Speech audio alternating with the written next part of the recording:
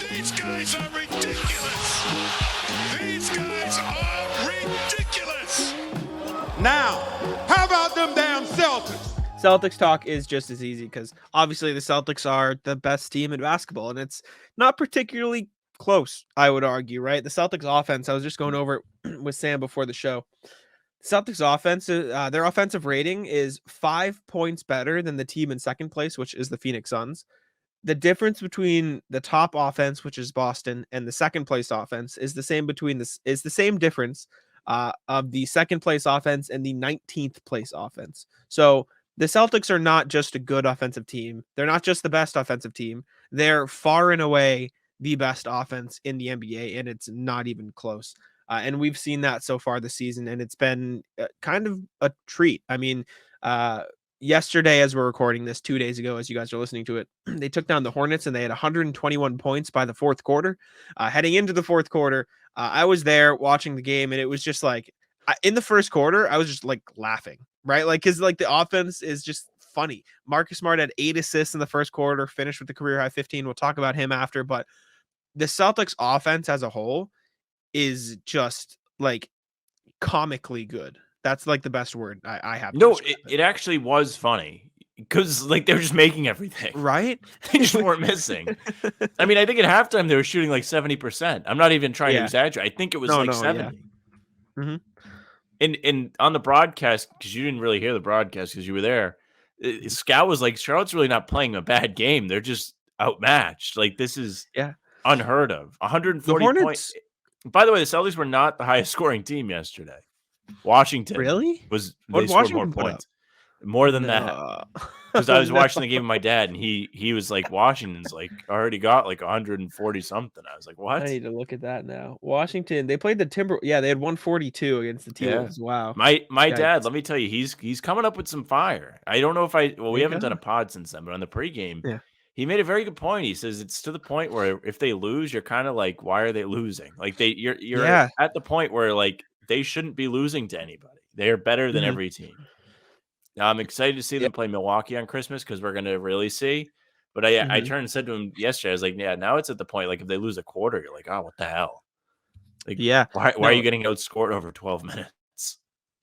Yeah, the offense is ridiculous. And the defense struggled a little. Like the Hornets were getting a lot of easy looks in the paint in the first quarter. Celtics turned things up a little bit. They still got some things to work out. We talked about how the defense is improving, but it doesn't matter. When the Celtics put up 45 points, excuse me, in the first quarter alone, it was like 45-19 at the end of the first. They're just not missing at first stretches. Like Malcolm Brogdon is up shooting ridiculous percentage from three. Marcus Smart is shooting 50% from three over his last 3 games. Jason Tatum and Jaylen Brown are obviously Jason Tatum and Jaylen Brown. They're going to be great. But so you got Sam Hauser, you got Al Horford who's shooting really well from 3. They just don't miss. And I was talking to somebody at the game last night. Apologies for forgetting your name. I'm gonna actually look now because I remember you just followed. Not only is Jack now too big for the pregame show, but he is too big for the people he is meeting at the media row. Come on. No, shoot. He's gonna edit this out. No, I'm not gonna edit it out. I'm gonna leave it in. Gethin. Who Gethin. is it? I knew Gethin. His name is Gethin. Gethin. I remember it was a very Jack. No, I remember it was a very it was a unique name, so I had to get it. But he works for iHeartMedia. I was sitting near him. He turns to me and he goes, "This may not be the most talented team the Celtics have ever had, like that we've seen, right? Like ever. We're talking about but it's the most connected." Right, like they can miss a piece, like they can miss Jaylen Brown, they can be down Jason Tatum, they can be down Marcus Smart, and you don't really tell the difference for the most part. I'm not saying that they don't need those players because obviously they become even better, but like the connectivity of this offense, just the way they pass the ball, the way they move the ball, the way they make shots, the way they generate open shots is absurd. Like it sounds like we're just kind of beating a dead horse when we talk about how good the offense is, but I mean, there's nothing else to talk about. It's nasty. They're nasty. The team is nasty. They don't have any business losing to anybody. They are the best team in the league right now. 17-4. They have the best offense by far. The defense is climbing up. I'm sure we'll get into that.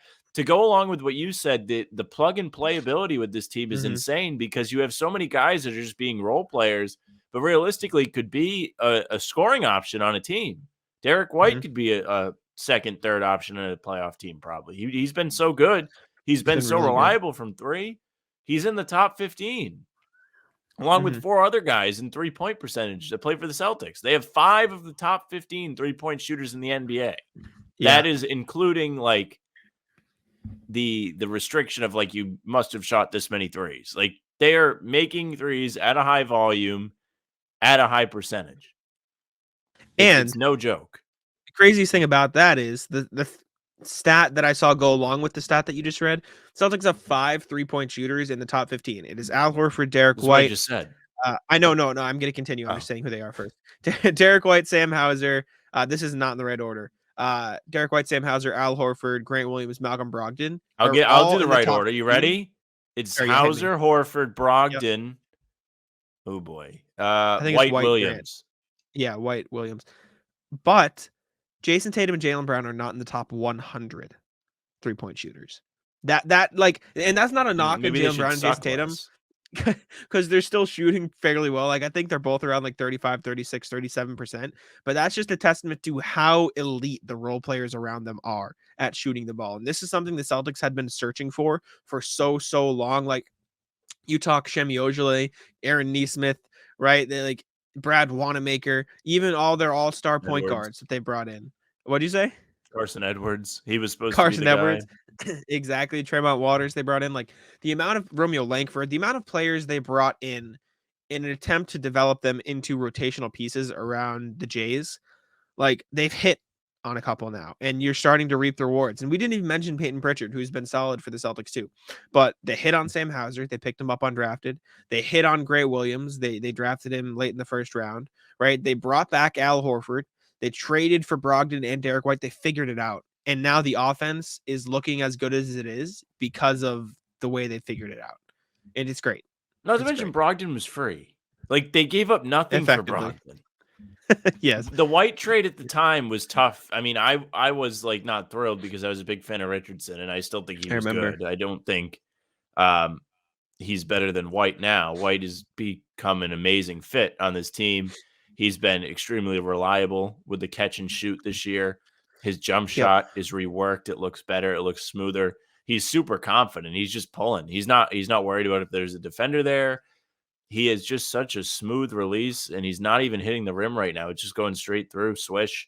It feels like every time. He is at the elite level where he shoots it. I think it's going in. I asked you a couple weeks ago, and you said he wasn't there yet. He's there now? He has arrived. He's made the – there you go. The current standing is I still have Hauser there. Horford right now is there because he's just been crazy good. Like he started the season not so great shooting threes, and now he's in the top 15 in the league, the second best on the team. So he's just been on an absolute tear. There is no mistake with Al Horford. Yeah, so give me your Celtics 3-point rankings in your power eyes, rankings. Your Celtics 3-point shooters power rankings. Number 1 is Hauser, then Horford, then White. Okay. Wait, Horford's number 1, you said, or Hauser's He's number second. 1? He's after Hauser. So Sam Hauser, Al Horford, Derek White, and then you probably got to decide between Brogdon and I think it's Grant.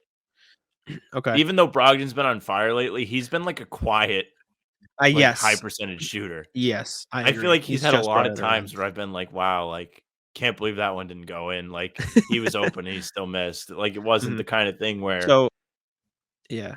I guess he's number 5, but I would still like put like Tatum ahead of him, which is a lot because I really don't like when Tatum shoots threes a lot of the time because it's like, he's really not like doing everything he can here. He's kind of settling, but last night he came out and made like his first 3, like he did 3 in a row, not just his first 3-point attempt, like 3 threes. He made all 3 of them.